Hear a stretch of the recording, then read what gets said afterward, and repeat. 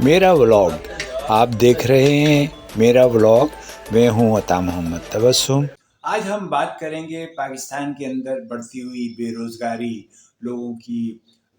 معاشی مشکلات، اور ان میں جو لوگ ہیں ان معاشی مشکلات میں اور ان پریشانیوں میں ایسے چکروں میں مبتلا ہو جاتے ہیں، ایسے معاملات میں الجھ جاتے ہیں کہ ان میں ان کی زندگی بھی خطرے میں پڑ جاتی ہے۔ گزشتہ دنوں ایک واقعہ راولپنڈی میں پیش آیا۔ ایک شخص نے جو ہے وہ ڈیجیٹل ایپس ڈاؤن لوڈ کر کے موبائل سے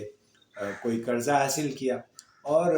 اگلے 3 روز کے بعد قرض خواہ کی جانب سے اس کو دھمکیاں اور اس طرح کے معاملات پیش آئے، جس کی وجہ سے وہ شخص خودکشی پر مجبور ہو گیا۔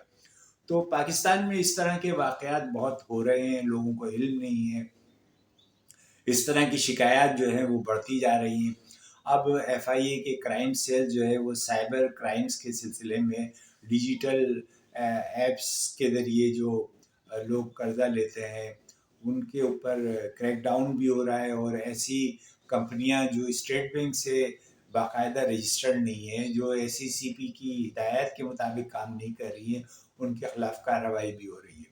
تو محتاط رہیں اور ایسا کوئی قرض نہ لیں جو ایپس کے ذریعے ہو، جو آپ کو سہانے خواب دکھا رہا ہو، جو یہ کہہ رہا ہو کہ جناب کوئی اس کے اوپر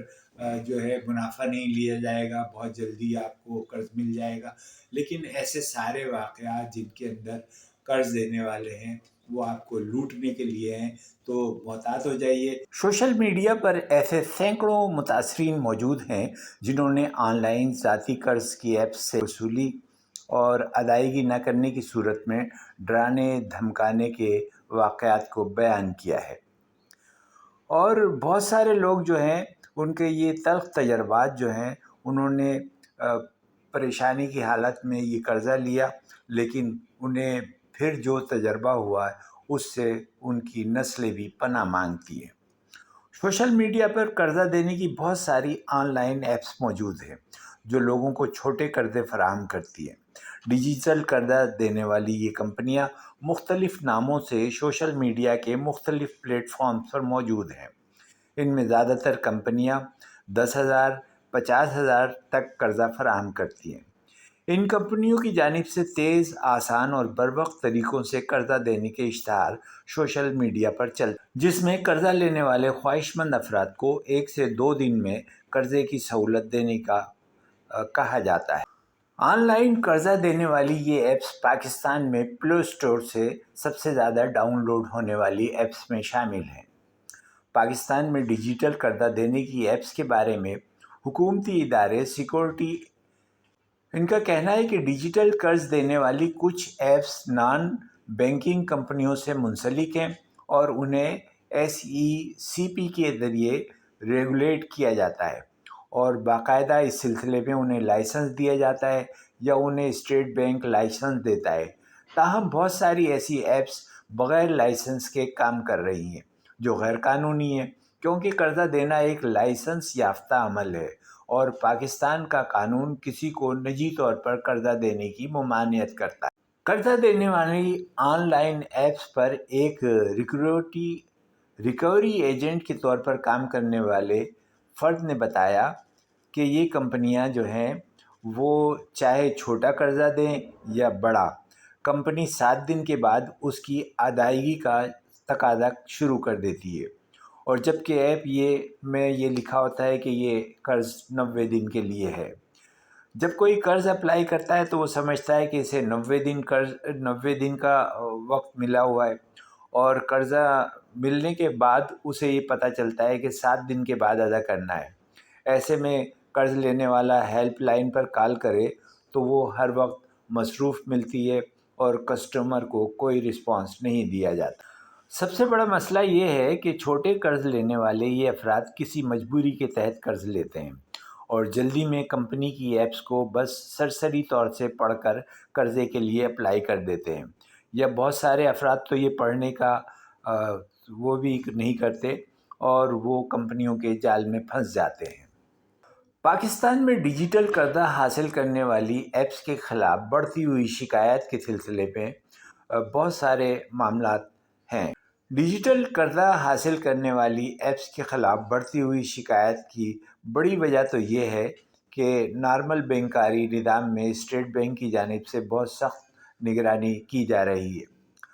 اور لیکن دنیا بھر میں کنزیومر فائنانس ایک ریگولیٹڈ بزنس ہوتا ہے تاکہ صارف کے مفاد کا تحفظ کیا جا سکے۔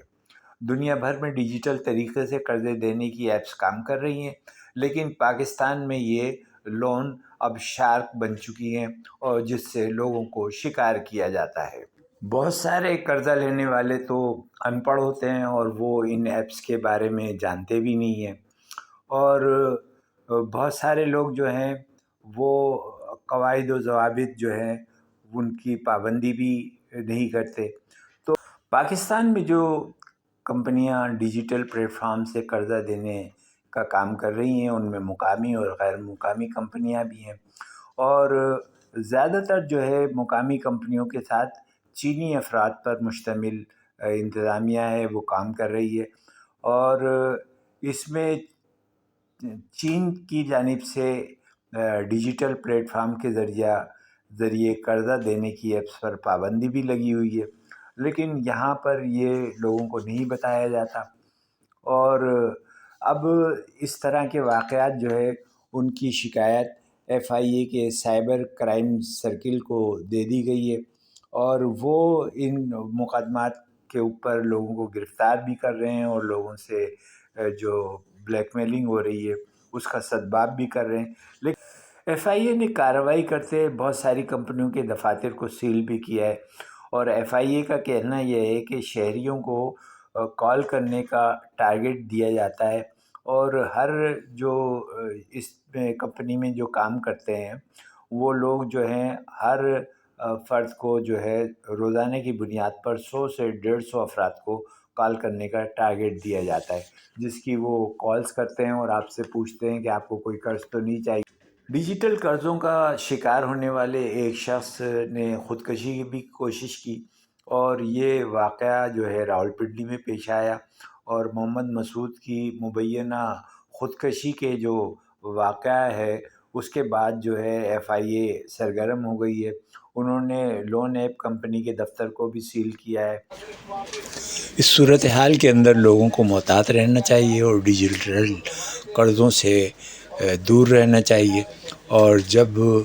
وہ اس طرح کے معاملات کے اندر پڑتے ہیں تو انہیں مشکلات کا سامنا ہوتا ہے، اس لیے مشکلات سے بچنے کے لیے احتیاط کرنی ضروری ہے۔